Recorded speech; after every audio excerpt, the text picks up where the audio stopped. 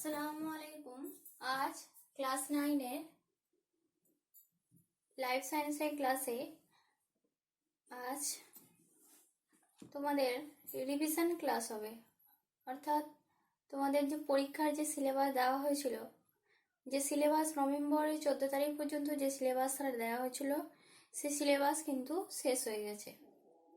তো তোমাদের যেগুলো যতটা সিলেবাস দেওয়া হয়েছিল সেগুলো একবার আমি বলে দিচ্ছি।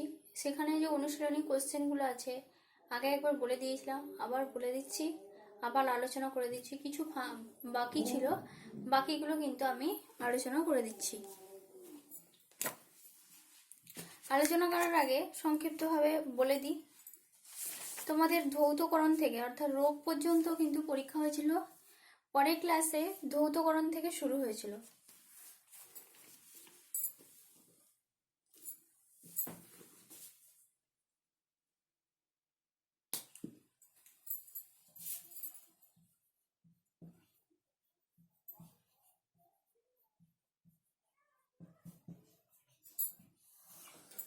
যেহেতু তোমাদের 1 নম্বরের কোশ্চেন হবে, ওই জন্য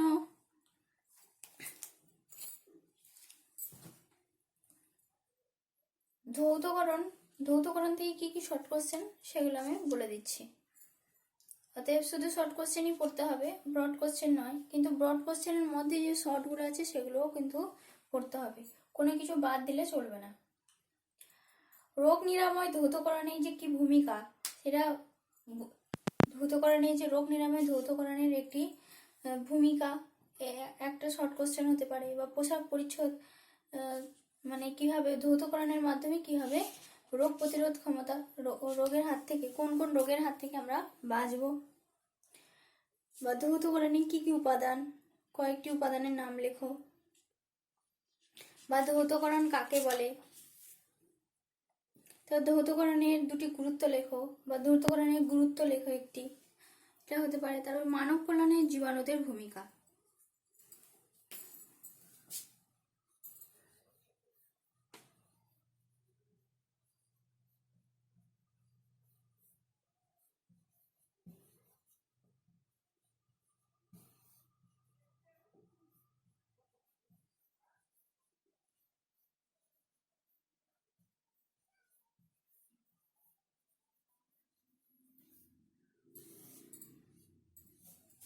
মানব কল্যাণে জীবাণুদের ভূমিকা। আমাদের চারপাশে যে অণুজীবরা থাকে, যাদেরকে মাইক্রোবস বা জীবাণু বলা হয়, তো এই মাইক্রোবস জীবাণু শুধুমাত্র রোগ সৃষ্টি করে না, আমাদের উপকারও করে। কিছু উপকারী জীবাণু আছে। তো এইসব উপকারী জীবাণু আমাদের যে অনেক ওই উপকারী জীবাণু থেকে আমরা অনেক লাভবান হই কি, এবং এই উপকারী জীবাণু কি ভূমিকা পালন করে, কয়েকটা উল্লেখযোগ্য ভূমিকা পালন করে। যেমন খাদ্য সামগ্রী উৎপাদনে, বিভিন্ন ধরনের চিজ, দই জাতীয় খাদ্য সামগ্রী উৎপাদনে, যে ঘোল, মাখন, ইডলি, ফিশ, সস, এই ধরনের যে খাদ্য, বেকারি শিল্পে এই ধরনের যে খাদ্য তৈরিতে, এখানে ধরনের খাদ্য সামগ্রী উৎপাদনে অণুজীবের ভূমিকা যথেষ্ট রয়েছে। এই ধরনের খাদ্য সামগ্রী উৎপাদনে ব্যাকটেরিয়া, ভাইরাস কাজে লাগানো হয়। ব্যাকটেরিয়া, ভাইরাসের অণুজীব না হলে কিন্তু এই ধরনের যে চিজ, পনির, মাখন, দই এ ধরনের খাবার কিন্তু তৈরি হবে না। খাদ্য সামগ্রী উৎপাদনেও আমাদের সাহায্য করে। তারপরে অ্যালকোহল, মদ্য শিল্পে বিভিন্ন ফলের রস, খেজুর রস, এগুলোকে গেঁজিয়ে মদ উৎপাদন করা। এই গাঁজানোর জন্য বিভিন্ন ধরনের জীবাণু ব্যবহার করা হয়। লিকোনাস্টক, জাইমোনোসার, সার্সিনা, ক্লস্ট্রিডিয়াম, এগুলো ব্যবহার করা হয়। তারপরে বিভিন্ন ধরনের অ্যান্টিবায়োটিক ওষুধ উৎপাদনে স্ট্রেপ্টোমাইসিন, নিওসিন, এরিথ্রোমাইসিন, টেরোমাইসিন, এই ধরনের অ্যান্টিবায়োটিক ওষুধ উৎপাদনেও কি অণুজীব ব্যবহার করা হয়। পেনিসিলিয়াম থেকে প্রথম অ্যান্টিবায়োটিক ওষুধ পেনিসিলিন তৈরি হয়। তারপরে স্ট্রেপ্টোমাইসিস ব্যাকটেরিয়া থেকে অ্যান্টিবায়োটিক ওষুধ তৈরি হয়। স্ট্রেপ্টোমাইসিস ব্যাকটেরিয়া, স্ট্রেপ্টোমাইসিন, এরিথ্রোমাইসিন, এগুলো অ্যান্টিবায়োটিক ওষুধ, তারপরে বিভিন্ন রোগের ভ্যাকসিন উৎপাদনে কিন্তু জীবাণু দরকার হয়। যেমন যে রোগের ভ্যাকসিন তৈরি হয় সেই ওই ভ্যাকসিনে ওই রোগের কিন্তু নিষ্ক্রিয় জীবাণু থাকে। ভিটামিন উৎপাদনে, ভিটামিন তৈরিতে, তারপর জৈবিক নিয়ন্ত্রণেও জীবাণুদের ভূমিকা আছে। জৈবিক নিয়ন্ত্রণে অর্থাৎ কিছু ক্ষতিকর কীট পতঙ্গ যেগুলো আমাদের অর্থনৈতিক ক্ষতি করে, ফসলের ক্ষতি করে, সেই ক্ষতিকর কীট পতঙ্গ এবং আমাদের পাশাপাশি আমাদের দৈনন্দিন জিনিসপত্রগুলো নষ্ট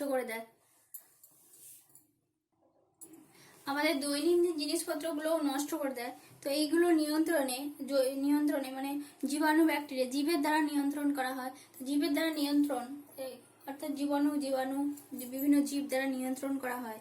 বেশিরভাগ জীব নিয়ন্ত্রণে ব্যাকটেরিয়া, প্রোটোজোয়া, ভাইরাস এগুলো যথেষ্ট ভূমিকা রয়েছে। তো এই জীব দ্বারা নিয়ন্ত্রণ করা হয় বলে জৈবিক নিয়ন্ত্রণ বলে। যেমন জীব দ্বারা নিয়ন্ত্রিত কাদের ব্যাসিলাস থুরিনজেনসিস ব্যাকটেরিয়া পতঙ্গদের পেস্ট মেরে ফেলে। তারপরে ব্যাসিলাস প্যাপিলি জাপানি বিটল দমন করতে, টেট্রামাইসিন, নোসেমা এই ধরনের যে প্রোটোজোয়াগুলো পতঙ্গদের দেহে রোগ সৃষ্টি করে পতঙ্গ দমনে সাহায্য করে। তারপরে অণুজীব কি করে না ফার্টিলাইজার তৈরিতেও সাহায্য করে। ব্যাকটেরিয়া, ভাইরাস, ব্যাকটেরিয়া, ছত্রাক, শৈবাল এগুলো কি করে শুধু সম্মিলিতভাবে কি হয় পরিবেশও ক্ষতি করে না, ফলে কি করে ক্ষতি না করে মাটির উর্বরতা শক্তি বাড়িয়ে দেয়। শস্য ফসল উৎপাদনকারী গাছে পুষ্টি পরিবেশ থেকে মানে জীবদেহ থেকে পরিবেশে ফিরিয়ে দেয়, ফলে উদ্ভিদ সেই পুষ্টিটা পায়। তো এই অণুজীব সার তৈরিতে ব্যাকটেরিয়া, সায়ানোব্যাকটেরিয়া, মাইকোরাইজা অর্থাৎ ছত্রাকের যথেষ্ট ভূমিকা রয়েছে। তো কি ছত্রাক? কিছু মুক্তজীবী অর্থাৎ নাইট্রোজেন সংবন্ধনকারী। গাছের যে প্রয়োজনীয় উপাদান নাইট্রোজেন সেটা গাছ কিন্তু সরাসরি গ্রহণ করতে পারে না। তার জন্য কি হয় নাইট্রোজেন যুক্ত মানে নাইট্রোজেন জাতীয় যৌগ গ্রহণ করে। সেই নাইট্রোজেন জাতীয় যৌগ পরিণত করতে অণুজীব সাহায্য করে।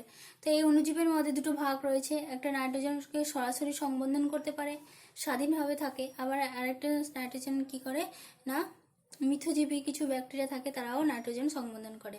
যেমন স্বাধীনজীবী যেমন অ্যাজাটোব্যাক্টর, ক্লস্ট্রিডিয়াম, তোমরা এগুলো এই যে পড়েছো, ব্যাসিলাস, পলিমিক্সা, এগুলো কি আর স্বাধীনভাবে বসবাস করে এবং সরাসরি বাতাস থেকে অক্সিজেন, নাইট্রোজেন সংগ্রহ করে মাটিতে মিশিয়ে দেয়, নাইট্রোজেন যুক্ত যৌগ তৈরি করে মাটিতে মিশে দেয়, ফলে কি হয় না মাটির উর্বরতা ক্ষমতা বৃদ্ধি পায়। তারপরে কিছু মিথজীবী ব্যাকটেরিয়া, যেমন মিথজীবী অর্থাৎ সিম্বগোত্রী উদ্ভিদের মূলে, ডাল জাতীয় শস্যে, মূলে মটর, সিম, বরবটি, ধইঞ্চা ও মূলের অর্বুদে এরা বসবাস করে এবং এরা কি করে সরাসরি বায়ু থেকে নাইট্রোজেন সংগ্রহ করে ওই গাছগুলোকে দেয় এবং এই গাছগুলো তার দেহ সংগঠনের কাজে লাগায় এবং এই গাছগুলো যখন মারা যায় তাদের দেহে যে নাইট্রোজেন, স্থিত নাইট্রোজেন সেটা মাটিতে মিশে গিয়ে দেহস্থিত নাইট্রোজেন উপাদান মাটিতে মিশে গিয়ে মাটির নাইট্রোজেন ক্ষমতা বাড়ায় এবং মাটি আরো বেশি উর্বর করে, মাটির গঠনকে আরো সুন্দর করে তোলে। তারপরে কিছু সায়ানোব্যাকটেরিয়া আছে, যারা কৃষিক্ষেত্রে কিছু সায়ানোব্যাকটেরিয়া তারা নাইট্রোজেন সংগ্রহ করে প্রচুর পরিমাণে নাইট্রোজেন উৎপাদন করতে পারে এবং যা প্রায় মানে 7.8 লক্ষ মানে একটা কৃষিক্ষেত্রে সায়ানোব্যাকটেরিয়া চাষ করে অনেক লক্ষ টন নাইট্রোজেন উৎপাদন করা যায়, যা 15 থেকে 17 লক্ষ টন ইউরিয়ার সমান। কোন সায়ানোব্যাকটেরিয়া চাষ করা হয়? অ্যানাবিনা, নস্টক, অ্যালসেরি, সিলিন্ড্রোস্পার্মাম, স্ট্রিগোনিয়াম এই ধরনের ছত্রাক সায়ানোব্যাকটেরিয়া এগুলো নাইট্রোজেন স্থিতিকরণ ঘটিয়ে জমির উর্বরতা ক্ষমতা বাড়িয়ে তোলে। তারপরে মাইকোরাইজা, কিছু উন্নত ধরনের ছত্রাক যারা পাইন গাছে মূলে থাকে, মিথজীবী হিসেবে মূলে থাকে এবং তারা কি করে না পুষ্টিমূল্য গ্রহণ করে গাছের মূলে বসবাস করে এবং পুষ্টি আহরণ করে গাছের মাটি থেকে সেটি গাছকে মাটি থেকে পুষ্টি আহরণ করতে সাহায্য করে এবং পুষ্টি যোগায়। এবং তার যে অনুসূত্রগুলো, সেই অনুসূত্রগুলো জল শোষণেও সাহায্য করে, ফলে গাছেরই সুবিধা হয়। মাইক্রোরাইজার যে হাইফিগুলো, সেগুলো কি করে না শুধুমাত্র মানে পুষ্টি যোগায় না, মাটিকে দৃঢ়ভাবে আটকে রাখে। অনুসূত্রগুলো যে বেরোয় ছত্রাকে, সেগুলো মাটিকে দৃঢ়ভাবে আটকে রাখে এবং মাটি ভূমিক্ষয় রোধ থেকে বাঁচায়। এবং তার দেহ থেকে পড়ে যাওয়া যে হিউমাস মানে পচে যাওয়া দেহাংশগুলো, সেগুলো পচে গিয়ে যখন মারা যায় মৃত মাইক্রোরাইজার সেখান থেকে হিউমাস গঠন করে। তো এই যে অণুজীব সার, এগুলো থেকে অণুজীব সার তৈরি হয়। এই জীব সার প্রয়োগে জমির উর্বরতা প্রচুর বৃদ্ধি পায়, নাইট্রোজেন সারের চাহিদাও পূরণ হয় এবং শস্যজাত উদ্ভিদের কোনো ক্ষতি হয় না, এবং মাইক্রোরাইজার হিউমাস মাটি সৃষ্টিতেও সাহায্য করে। তোমাদের এখানে আগেবারই আমি তোমাদের এই অনুশীলনীগুলো বলে দিয়েছিলাম। তাও যদি কারো অনুশীলনীতে কোনো অসুবিধা থাকে অবশ্যই আমাকে জিজ্ঞাসা করবে। এবং এখান থেকে যে এই যে সায়ানোব্যাকটেরিয়া, কোন সায়ানোব্যাকটেরিয়া নাইট্রোজেন উৎপাদন সাহায্য করে, ওই সায়ানোব্যাকটেরিয়াগুলোর নাম, ওগুলো কিন্তু শর্ট কোশ্চেন হিসেবে আসবে। অন্তঃমাইক্রোরাইজা, বহিঃমাইক্রোরাইজা কি,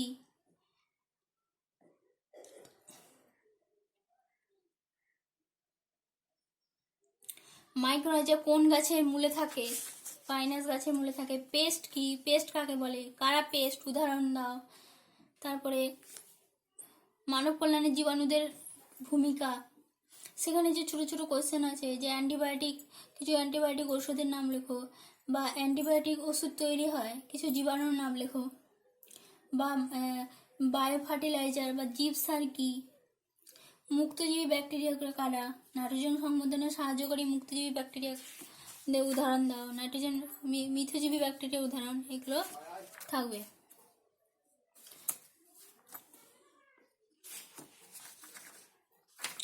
তারপরে এখান থেকে তোমাদের নেক্সট চ্যাপ্টার অর্থাৎ পরিবেশ ও তার সম্পদ, তোমাদের খাদ্য সম্পদ থেকে তোমাদের পরীক্ষা হবে। তো এই খাদ্য সম্পদ থেকে আমি কিছু কোশ্চেন লিখে তোমাদের পাঠিয়ে দিয়েছি। তাও যদি কারোর অসুবিধা হয় অবশ্যই আমাকে জিজ্ঞাসা করবে। তাও আরেকবার বলে দিচ্ছি, খাদ্য সম্পদ অর্থাৎ খাদ্য সম্পদে আমরা কেন পড়বো, যে ফুড রিসোর্স, বর্তমানে জনসংখ্যার বৃদ্ধির সাথে সাথে ওই জনসংখ্যা বৃদ্ধি পাচ্ছে, কিন্তু আমাদের স্থলভাগ, পৃথিবীর যে স্থলভাগ,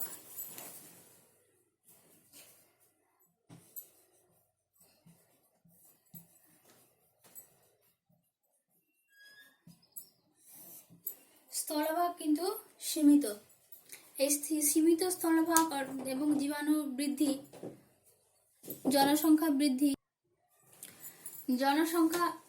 জায়গা সীমিত এবং জনসংখ্যা বৃদ্ধির ফলে কি হয়েছে, বৃদ্ধি হচ্ছে, এবং প্রত্যেকের খাদ্যের চাহিদা মেটানোর জন্য, সবার অত জনসংখ্যার খাদ্যের চাহিদা মেটানোর জন্য ওইটুকু সীমিত জায়গায় কিন্তু হবে না।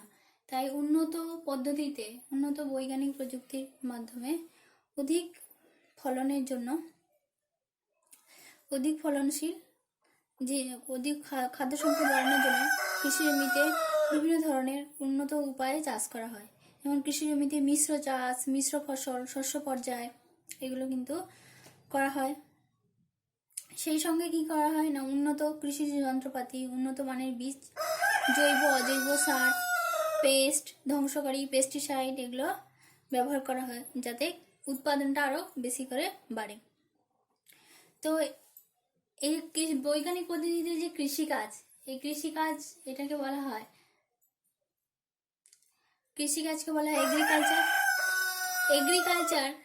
এগ্রিকালচার বিভিন্ন ভাগ রয়েছে, যেমন হচ্ছে উদ্যানবিদ্যা অর্থাৎ উদ্যানবিদ্যার মধ্যে কোনগুলো পড়ে, হর্টিকালচারের মধ্যে উদ্ভিদ চাষ, বিভিন্ন শাকসবজি, ফুলের ফল, এই শাকসবজি, ফুল, ফলের ফল ইত্যাদি এইগুলোর মধ্যে পড়ে।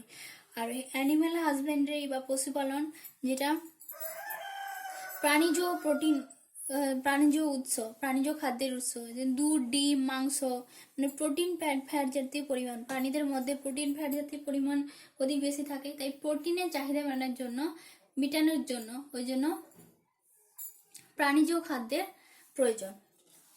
তো এছাড়া মৎস্য চাষ, ফিশারি বলতে এখানে ফিশারি বলতে শুধু মাছ চাষ বোঝায় না, ফিশারি বলতে মাছ ছাড়াও চিংড়ি, কাঁকড়া, ঝিনুক, এই ধরনের ডলফিন, এগুলো প্রাণীদের চাষকেও বলা হয়। এই প্রাণীদের চাষ, এই মাছ চাষ বা বিভিন্ন চিংড়ি, এগুলো উন্নত প্রযুক্তিবিদ্যার মাধ্যমে চাষ করা হয়। মাছ উন্নত প্রযুক্তিবিদ্যার মাধ্যমে বৈজ্ঞানিক পদ্ধতিতে চাষকে প্রণোদিত প্রজনন বলা হয়। এতে কি হয় না, এতে উন্নত বৈজ্ঞানিক পদ্ধতির মাধ্যমে, অর্থাৎ একটা সুস্থ সবল পুরুষ এবং পুরুষ মাছ একটা সুস্থ সবল স্ত্রী মাছকে নিয়ে তাদের নিষেক ঘটিয়ে তাদের থেকে যে ডিম পোনাগুলো বেরোয়, সেই ডিম পোনাগুলো আলাদা পুকুরে রাখা, আবার ডিম পোনা থেকে একটু বড় হয়ে গেলে সেই ধানি পোনাগুলোকে সেগুলো আলাদা পুকুরে রাখা, যাতে একে অন্যের সাথে মিশে না যায় এবং প্রতিদ্বন্দ্বিতায় জড়িয়ে না পড়ে, এবং যাতে ওদের বৃদ্ধি যাতে ভালো হয়। তারপরে ওই ধানি পোনাগুলো যখন একটু বড় হয়ে যায়, তাকে সঞ্চয় বড় পুকুরে রাখা, তারপরে হচ্ছে বাজার দর করা। তো এই পদ্ধতিতে চাষ করা। এছাড়াও খাদ্যের বিকল্প উৎসগুলো, যেগুলো প্রোটিন ও কিছু কিছু উদ্ভিজ্জ, কিছু অণুজীব জাত, অর্থাৎ ব্যাকটেরিয়া, শৈবাল, ইস্ট, এগুলো মিশ্র কালচার থেকে কিছু প্রোটিন পাওয়া যায়, যা বিকল্প খাদ্য হিসেবে ব্যবহার করা হয়, যেমন মাশরুম, নরম মাংস, সুস্বাদু খাদ্য। এই মাশরুমের মধ্যে প্রোটিন, ফ্যাট, শর্করা, ভিটামিন, খনিজ মৌল, তন্তুজ পদার্থ প্রচুর পরিমাণে থাকে। তারপরে শৈবালের মধ্যে স্পাইরুলিনা, ক্লোরেল্লা, এগুলো প্রোটিনযুক্ত খাদ্য হিসেবে ব্যবহার করা হয়। SCP বা সিঙ্গেল সেল প্রোটিন বলা হয়। তারপরে ঘৃতকুমারী, মানে অ্যালোভেরার জুস, পাতার শাঁস, অ্যালোভেরার জুস হিসেবে ব্যবহৃত হয়। এই পাতার শাঁস থেকে বিকল্প খাদ্য ব্যবহার করা হয়। তারপরে এখানে তোমাদের বিশ্ব খাদ্য সংকট, মানে কৃষি নির্ভর দেশগুলো কোনগুলো, কিভাবে মানে খাদ্য সংকটের কারণ কি, মানে কিভাবে নিরূপণ করা যাবে সেগুলো। তারপরে এই যে বিভিন্ন যে short form, WTO, human organization, এগুলো বিশ্ব খাদ্য মানে বিশ্বের খাদ্য সংস্থা, এই যে বাণিজ্য ব্যবস্থা, এগুলো অনেকটা সাহায্য করে। এগুলো যদি ঠিক মতো না চলে, তাহলে খাদ্য সংকটের মূলে এগুলোও একটা বড় কারণ। তারপরে খাদ্য সংকটের ফলাফল কি, তারপরে হচ্ছে শক্তি সম্পদ। শক্তি দু ধরনের, একটা প্রচলিত আর একটা অপ্রচলিত শক্তি। প্রচলিত শক্তিকে আবার দুভাগে ভাগ করা হয়, একটা হচ্ছে নবীকরণযোগ্য আর একটা নবীকরণ অযোগ্য, মানে একটা তৈরি হয়, শেষ হয়ে যাওয়ার পর আবার তৈরি হয়, আর একটা হচ্ছে যেটা গচ্ছিত অবস্থায় আছে, শেষ হয়ে যাওয়ার পরে আবার পুনরায় কিন্তু তৈরি করা যায় না। তো ওই শক্তিগুলো যেমন হচ্ছে বায়ুশক্তি, জলশক্তি, জলশক্তি, জৈব গ্যাস, এগুলো পুনর্নবীকরণ। আবার পুনর্নবীকরণ অযোগ্য হচ্ছে কয়লা, পেট্রোলিয়াম, এগুলো ফুরিয়ে গেলে কিন্তু একসময় ফুরিয়ে যাবে। এগুলো ব্যবহার যথেষ্ট, কিন্তু একসময় এগুলো ফুরিয়ে যাবে, এগুলো ফুরিয়ে গেলে কিন্তু আর পুনরায় পাওয়া যাবে না। তো এই শক্তিগুলো কি কি কাজে ব্যবহৃত হয়, যেমন শক্তি ব্যবহার, কয়লা, খনিজ তেল, জলবিদ্যুৎ অত্যাধিক, মানে সবচেয়ে বেশি জলবিদ্যুৎ থেকে যে শক্তি উৎপাদিত, যে বিদ্যুৎ কোন দেশে বেশি পাওয়া যায়, খনিজ তেল কিভাবে তৈরি হয় এবং খনিজ তেলের সাহায্যে খনিজ তেলে কি ব্যবহার, পারমাণবিক শক্তি কাকে বলে, পারমাণবিক শক্তি কিভাবে মানে কিভাবে তৈরি হয়, তারপরে পারমাণবিক শক্তির জন্য, বিদ্যুৎ উৎপাদনের জন্য কি কি উপাদানের দরকার হয়, তেজস্ক্রিয় উপাদান। এবং আমাদের ভারতবর্ষে মানে পারমাণবিক বিদ্যুৎ কেন্দ্র, সেই বিদ্যুৎ কেন্দ্রগুলোর নাম, সকল কেন্দ্র থেকে কত মেগাওয়াট বিদ্যুৎ পাওয়া যায়।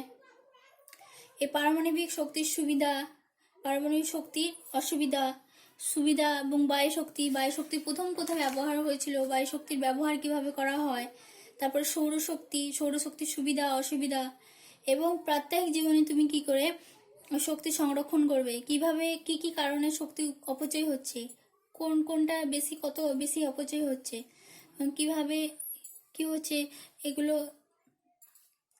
ছোট ছোট কোশ্চেন, এগুলো ছোট ছোট ধরার দুটো একটা কারণ যে বায়ু শক্তি উৎপাদনে ভারতে কততম স্থান রয়েছে, এগুলো তোমাদের আমি কিছু কোশ্চেন দিয়েছি এবং আবার বলে দিলাম, এগুলো ভালো করে তোমরা পড়বে এবং তার পিছনে যে কোশ্চেনগুলো রয়েছে, অনুশীলনীতে যে প্রশ্নগুলো রয়েছে সেগুলোও কিন্তু ভালো করে করবে।